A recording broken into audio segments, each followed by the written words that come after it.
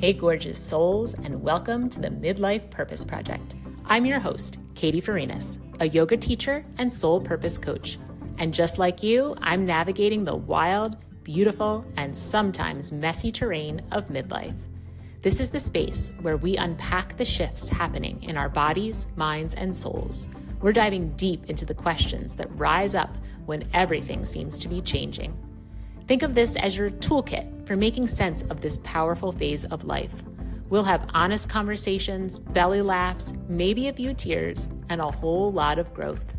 We'll hear from experts on topics that matter to you in midlife, and I'll share yogic philosophy that has been helping humans live with more skill and ease for centuries. Because here's the truth.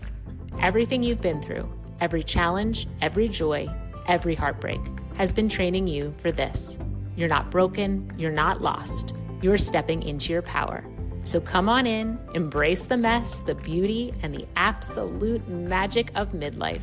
Let's journey together. Hi everyone, welcome back to the show. Before we get started, I wanted to remind you of my 90-minute masterclass that I am offering on May the 2nd.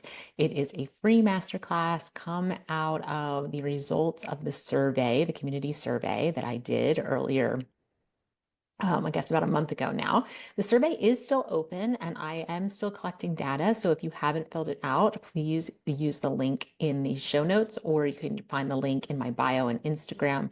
I'm really trying to collect as much data as possible. So your thoughts and opinions are very much welcomed and appreciated. The masterclass is called Finding Peace in Turbulent Times, and it's about how we can find peace in this very turbulent time that we're living in. Things are really, really wild right now, from what's going on our political landscape, our financial landscape, job instability or insecurity. And there's a lot, and it's making people feel really overwhelmed, very scared, and it's understandable. It's really understandable. It seems like every day when the news comes out, you just can't even believe the things that you're hearing and seeing. But I promise you, there is a way to come back to peace, even in these really challenging times. And I know that they work. I know from personal experience that they work. And there are many really famous people throughout our history who have used these things and have been through really challenging times. People like Gandhi, who was imprisoned multiple times and beaten, who would get violently attacked regularly. He was discriminated against.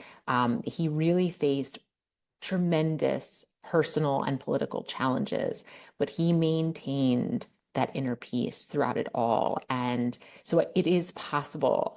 Viktor Frankl is another great example. If you don't know Viktor Frankl, he is a Jewish psychiatrist and neurologist, but he is a survivor, a Holocaust survivor, and he was imprisoned in Auschwitz. And one of his most famous books is called Man's Search for Meaning. I highly recommend you read that book. But he really endured the worst of humanity in his time in Auschwitz. But despite the unimaginable suffering, he remained committed to inner peace, to dignity, and believing that meaning can be found even in the darkest of circumstances. So these are just two examples of many of people who face the worst that life has to offer, and still what they were able to maintain internal peace, and they were able to make meaning out of it, and they were able to do good in this world. And so I want us to come together. I want us to talk about how we can do that as a collective and as individuals. We'll talk about, different tools and practices we can use. We'll talk about mindset shifts, but we'll also just be in community, right? We can share our stories. We can share our concerns. We can just be in a community together, which is very powerful all on its own and very healing all on its own. So if you're interested in attending, it is May the 2nd. It is 90 minutes. It is free. I will put the link in the show notes so you can use that link to sign up. If you can't attend on that day and time, I don't know if I mentioned it's at 4:30 p.m. on May the 2nd. If you can't attend that day and time, then sign up anyway, because I will send you the replay. And so you can get all of the information there. All right, and now on to the show. So today we are going to be talking about one of the barriers to finding purpose. And I think if I asked people, common things people would say about barriers to finding purpose are not having enough time, not having enough money, not having any idea what it is they want, right? These are common things that people often say when I ask them, what do you think is preventing you from uncovering your purpose? But something that I've found to be true in my own life and true in many other lives, can't speak today, so sorry, is that we are living with a dysregulated nervous system. So what does that mean? I'm not going to get too sciencey on you. I'm going to try to give you just enough information for you to kind of grasp this idea without your eyes glazing over. But we have something called an autonomic nervous system, and it has two parts. It has the fight or flight part and the rest and digest part. These are the two terms those are not scientific terms, but those are common terms people use to describe them.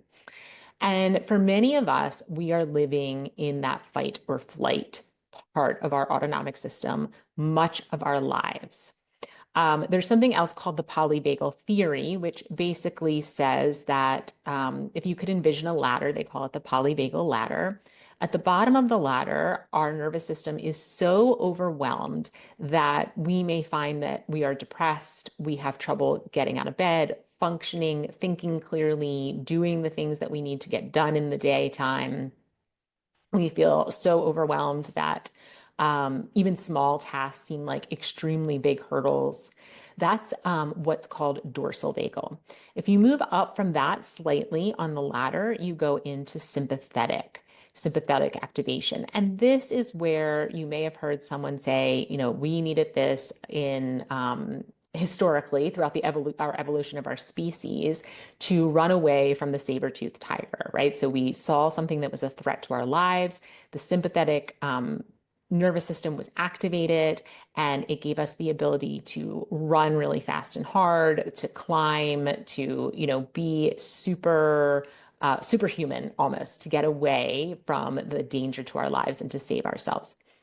Historically, throughout our evolution, that was a great thing to have, right? So if we needed to get away, our bodily functions adjusted so that we could have this extra speed and strength and agility, and even our thinking became clearer on how we could get out of this situation. But the situation was very self-limiting. We either got away and got to safety, or we unfortunately didn't, and things didn't end well. But if we got away and we got to safety, then that sympathetic response could then start to evaporate, right? We could go back into that rest and digest state. But in today's world, we are not running from saber-toothed tigers, thank goodness, but we have many other things that overactivate our sympathetic response. The constant 24-hour news cycle, the fact that we are accessible, that people can reach us 24/7, right? Even close friends and family members, right? We are always being alerted to where somebody is or what somebody needs. Our jobs tend to be constantly contacting us, nights, weekends. You're trying to maybe do some deep work at work where you need to focus and concentrate, and the bings and the dings are going off because people are texting you or messaging you or some way, or emails are coming through.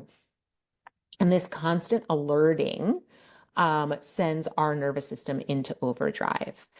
So there's many reasons why we often live much of our life in a sympathetic state. So If you're thinking about that polyvagal ladder, the bottom part is overwhelm, depression, difficulty, really just functioning in your life. Your nervous system has become so overwhelmed that it's collapsing and it cannot function. If you're above that, you haven't become that overwhelmed to that extent. You're in this sympathetic space where you are hyper aware, hyper performing, overstimulated much of the time. And characteristics of this are you feel a lot of stress and tension. You may have difficulty focusing on things for a long period of time. So that being able to do that deep work, whether it be a project that you're working on at work, or even just sitting down and reading a book and having the attention span to actually sit and read the book. When you're in conversation with people, you may struggle to pay attention to what they're saying or feel a constant pull to be checking your phone. Um, a lot of times this comes with racing of the heart. You may commonly feel that your heart is racing. It can also come with fatigue. So it's almost a hyper fatigue. So you feel somewhat hyper. I wouldn't say energized. That's not really like the right word to describe it. Because energized feels good. Where this feels more like a hyper sensation, almost like you're jumping out of your skin, or you want to jump out of your skin, or your nerves are fried. They're all being kind of electrocuted at the same time. But while you're feeling that hyperness or that kind of fried feeling, you're also feeling exhausted. Right. So your body is so tired, but it can't really fully relax because you have to be on alert. You have to be ready to react, to respond. Um, a lot of neck and shoulder tension often comes with this. Impatience. We tend to be very impatient with ourselves, with other people, with situations and circumstances. Highly distractible. This is where a lot of us are living a lot of the time. And then the goal is to become regulated, right? So dysregulation is when we are either in that state of overwhelm, exhaustion, and really not functioning well in our lives. It's still dysregulated to live in that sympathetic, overactivated state for much of our lives. And then the goal would be to move up to what's called ventral vagal. And in ventral vagal, you are calm, clear, relaxed, open, creative, peaceful.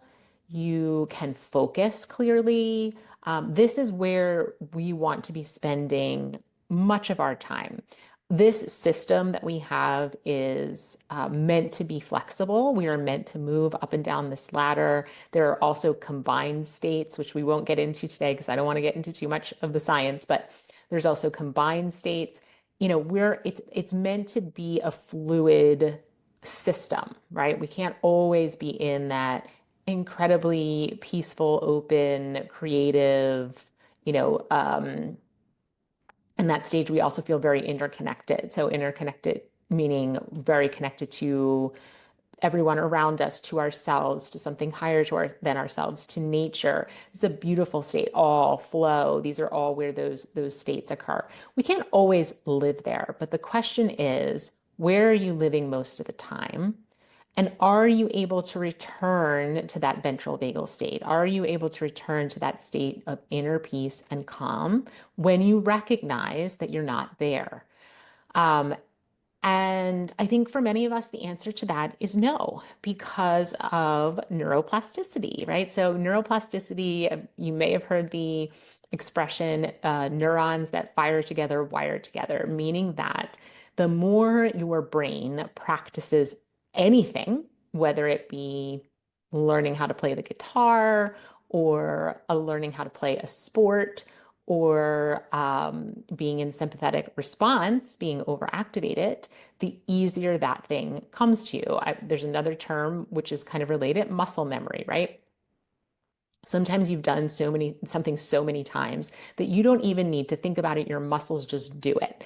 And this is the same with neuroplasticity. Once you have created that neural pathway and really made it strong, it just happens without you having to think about it. And that can be a really wonderful thing if the neuropathway you have created is serving you and your life, or it can be a really challenging thing. Because if we have trained our neuropathways, our neurological system, to always be on guard, to always be in overwhelm, to always feel that we need to be responsive immediately to everything that comes at us, we have now trained our brain to live in that sympathetic response. Here's the good news. We don't have to stay there. Neuroplasticity, exactly, it says it in the word plastic. Our brains are plastic. So just as we can at any age learn a new language or learn any new skill, we can learn this new skill, right? So this is a skill, learning how to recognize where you are on that ladder and then helping yourself return to that calm, peaceful state. In that state, we are creative, we have access to our intuition, we are in the present moment. We feel that we can surrender to whatever life throws at us because of this internal sense of safety and groundedness that is not impacted by what's happening around us. We can make meaning out of the difficult things that happen to us in our lives.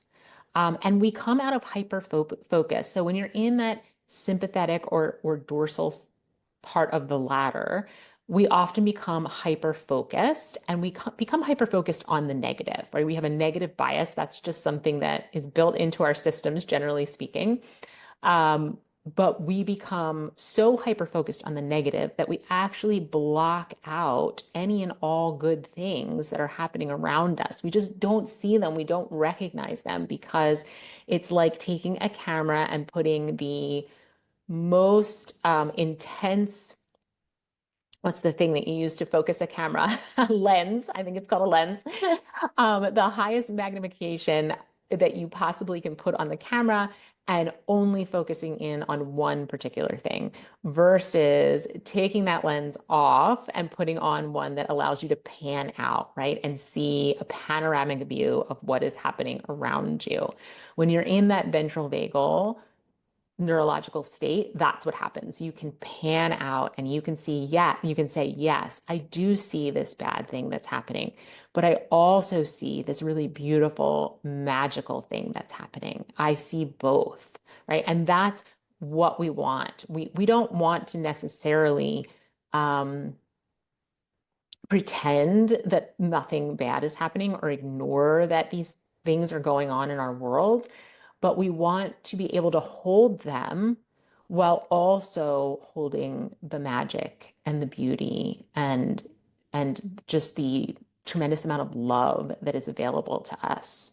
And when we can hold them both at the same time and change those neural pathways and focus more on the love and the beauty and the magic, then we begin to be able to move from that space and come up with ways of behaving, acting, thinking, doing that is in alignment with who we really are and becomes incredibly impactful in this world.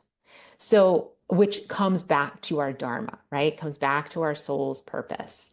We cannot find our dharma, we cannot find our soul's purpose if we are in this dysregulated state, because everything that is required of us to live into our dharma happens in that ventral vagal state, happens in that state of connection, of inner peace, of safety.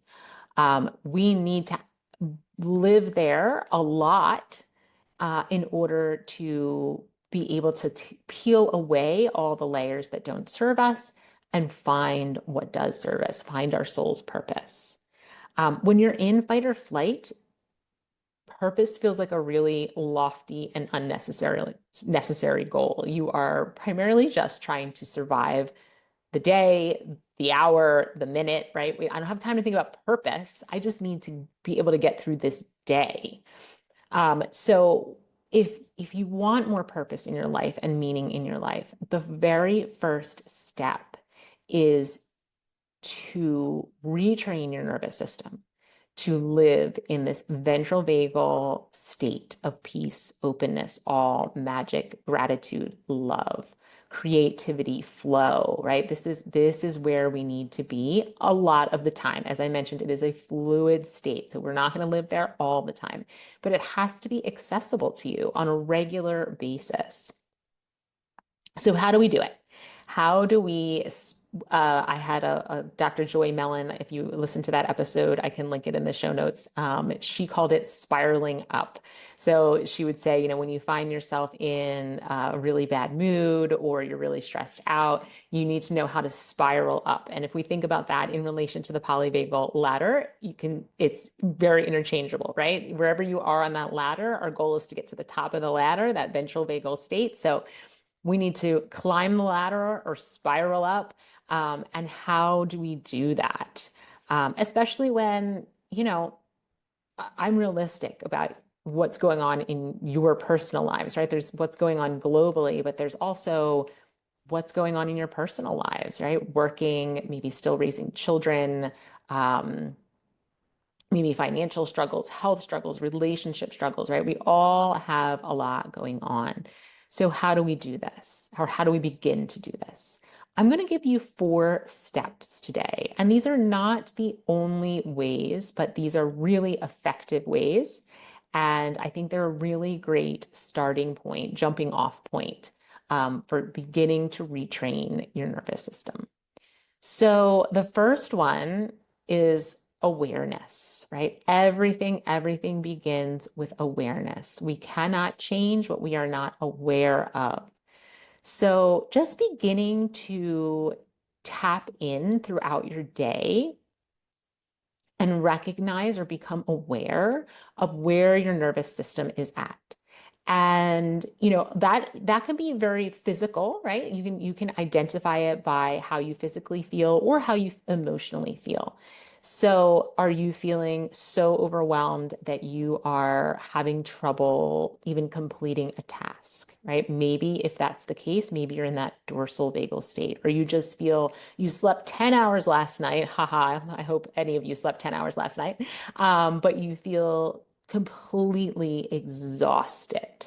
Maybe you're in that dorsal vagal state. Maybe your thinking is really cloudy, like you just can't seem to concentrate and focus. Like everything seems like blurry or your brain is mush, right? You could be in that dorsal vagal state. Or maybe you're in the sympathetic state. Maybe you feel tense. Maybe you feel wired. Maybe you feel like a squirrel. I always say it's like a squirrel. You can't focus. You see a squirrel and they're like chewing on their little nut, and then their head is like darting all over the place. Maybe you feel like that, like you just cannot focus on a singular task and like deeply concentrate. Maybe you're finding yourself overreacting to situations or becoming impatient with everyone and everything, including yourself. Maybe you're having trouble sleeping.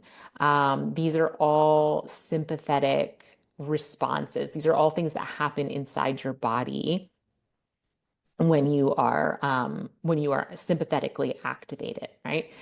And then there's what do you feel like when you're in the dorsal vagal state? You feel really relaxed, really peaceful, really calm, really connected, really grateful, full of love and generativity, like meaning like you want to be generative, you want to give to other people from your heart. And so that first step of awareness is just checking in throughout the day. Maybe set a timer on your phone. Maybe put some sticky notes in some places that say, how are you doing right now? Just checking in, right?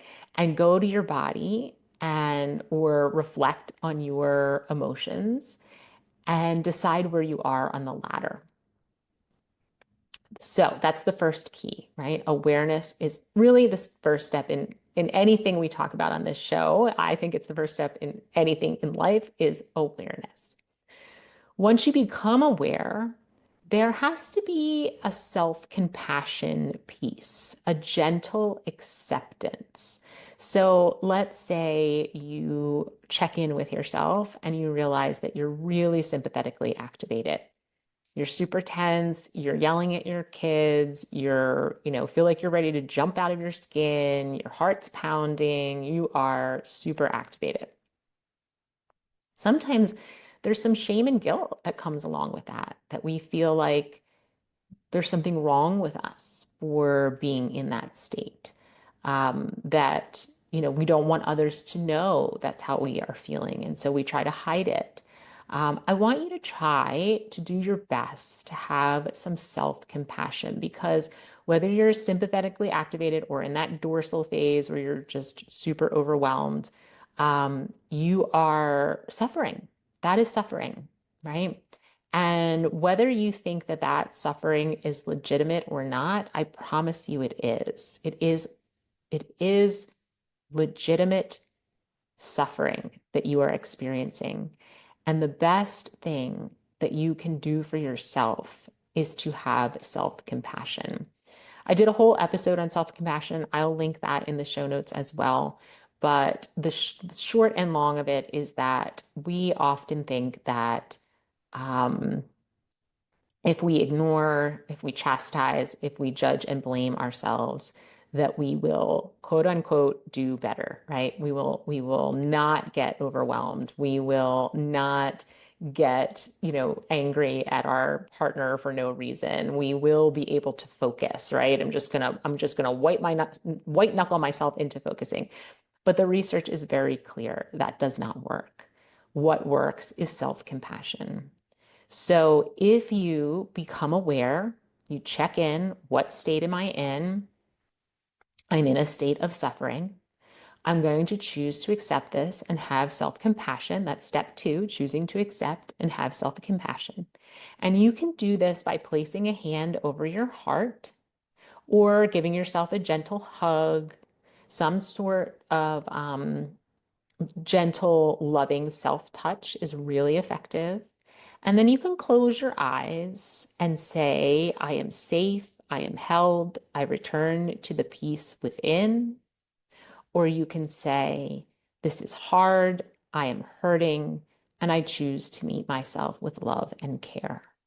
Or any other, those are just 2 examples of things that you could say to yourself.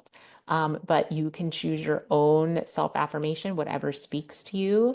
Just give yourself that gentle self-touch and close your eyes, go internal, and repeat some phrase that resonates with you that says to yourself, you are accepted and loved exactly as you are in this moment.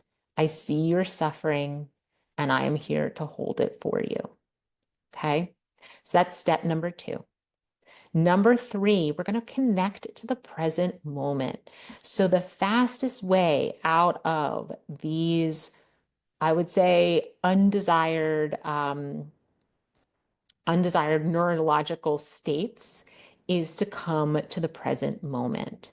So what does that look like? When you're the squirrel sitting on the branch, chewing on your nut and your head's darting all over the place, how do you come to the present moment? Well, the fastest and easiest way is through your senses. Now, most of us have a dominant sense. That means one of our senses, and I'm talking about our physical senses here, so sight, touch, smell, taste, and hearing. Most of us have one of those is dominant for us. It is easiest for us to focus on something that we hear or something that we see or something that we touch, so on and so forth. So if you know your dominant sense, then I would go to that one. It's a great go-to, especially in the beginning when you're learning these practices.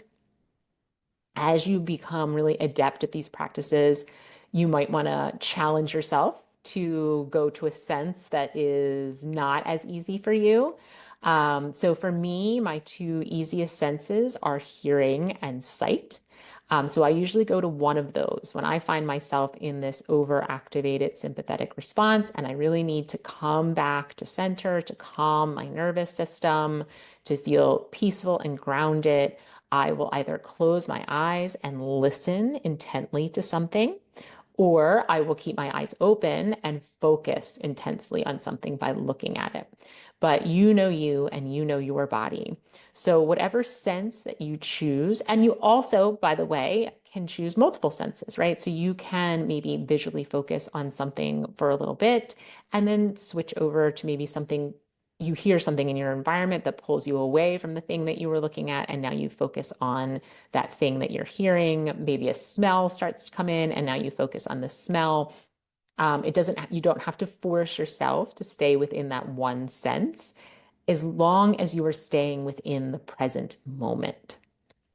And so find something in the present moment that you want to intensely place with intentionality on the present moment, and breathe and watch and listen and smell and feel and taste if that works for you. Maybe you put something in your mouth. Maybe you put a piece of gum or a mint or some other thing with a strong taste that helps you to bring all of your awareness just to the taste of that thing in your mouth. Okay, so, and repeat this as often as necessary. So I mentioned about the neuroplasticity, neurons that fire together, wire together. We need to repeat this over and over and over until it becomes a habit. So maybe you do this, multiple times a day. Maybe you do it multiple times an hour. The more you do it, the easier it will become, the more it will become like muscle memory. I'm calling it brain memory, neuroplasticity. The more your brain will be able to do it on autopilot without even thinking about it. You will sense that you are dysregulated, and immediately you will start tapping in and becoming very focused on something in the present moment. Okay, so one was awareness, second was acceptance and self-compassion, three was come to the present moment, and four is integrate a tool into your life that will help you continuously regulate your nervous system. And what I would say is that you really need to have a level of commitment to this tool. And I'm only asking you to choose one thing, but choose one thing that can help you feel that sense of internal safety, groundedness, peace, gratitude, love, connection. I'm going to give you some examples, but you, of course, as always, know yourself better than I could ever know you. So you would always want to go with what you think will work for you best. And don't be afraid to try new things. If something sounds interesting, try it. If you love it, stick with it. If you don't, let it go. Nothing is fixed. It's more the commitment to taking something, some tool or exercise or practice that you find helpful and integrating it into your daily life as much as possible, as often as possible. We are not striving for perfection, but we are striving for consistency. So this could be time spent in nature, right? Just taking a walk. Maybe if you have a local park near you, or you're lucky enough to live somewhere with some trails through the woods, or even just in your neighborhood, looking at the trees, the bushes, the flowers, the grass, taking all of that in. Meditation, of course, we all know if you've been listening to this show, I'm a huge proponent of meditation. So even 3 to 5 minutes of a daily meditation can be immensely impactful on your nervous system. Slow and soft movement. So another fallout, I guess, I would say, of living in a sympathetic state for much of your life is that we rush, rush, rush, right? We're always trying to beat the clock. We're always trying to multitask and get as many things done at the same time as possible. We are moving quickly a lot of the time. And our bodies were not designed to do that. They could tolerate it more when we were younger, but in this midlife phase, our nervous systems are not as tolerant, especially for women going through so many hormonal changes around this stage of life. It's why Women who have always struggled with anxiety, their anxiety gets worse during this phase of life. Women who never had anxiety, all of a sudden they do. We find ourselves getting like what my son calls jump scared more often, right? Something's loud or someone comes up behind you and you're like, oh, our nervous systems are on higher alert because there's so much change happening inside of our bodies. And so the the amount of rushing and multitasking we used to be able to tolerate and sensory stimulation that we used to be able to tolerate when we were younger just does not work for our bodies anymore. And we have to go back to step number 2 and have acceptance and self-compassion for that.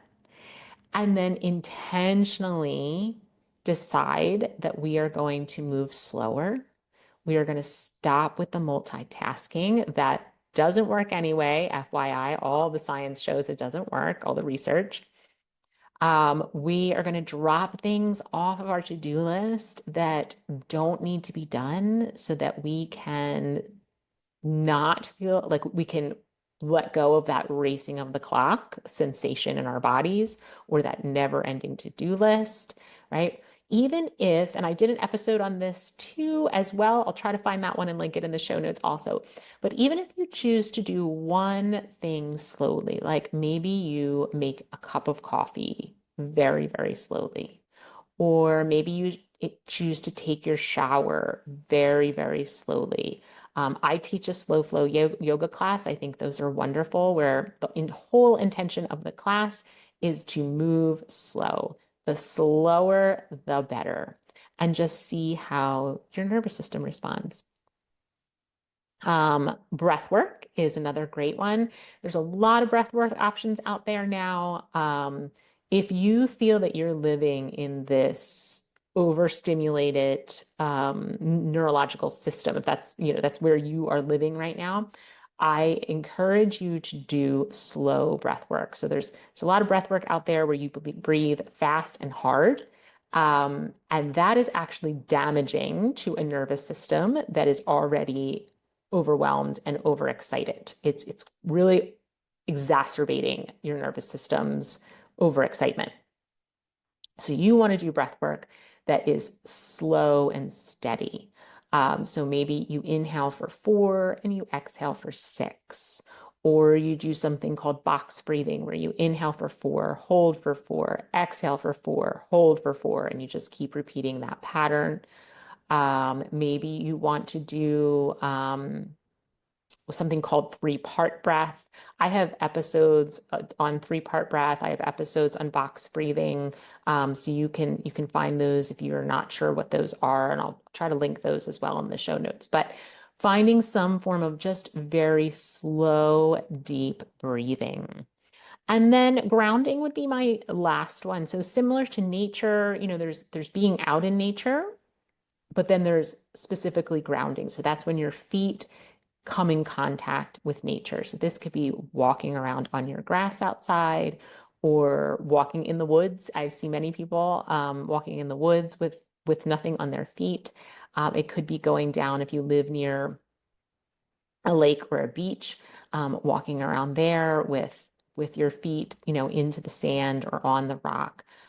Even if you take a hike somewhere and you wear boots, because I'll tell you, I hike a lot and I always wear footwear. I really do never do it without footwear.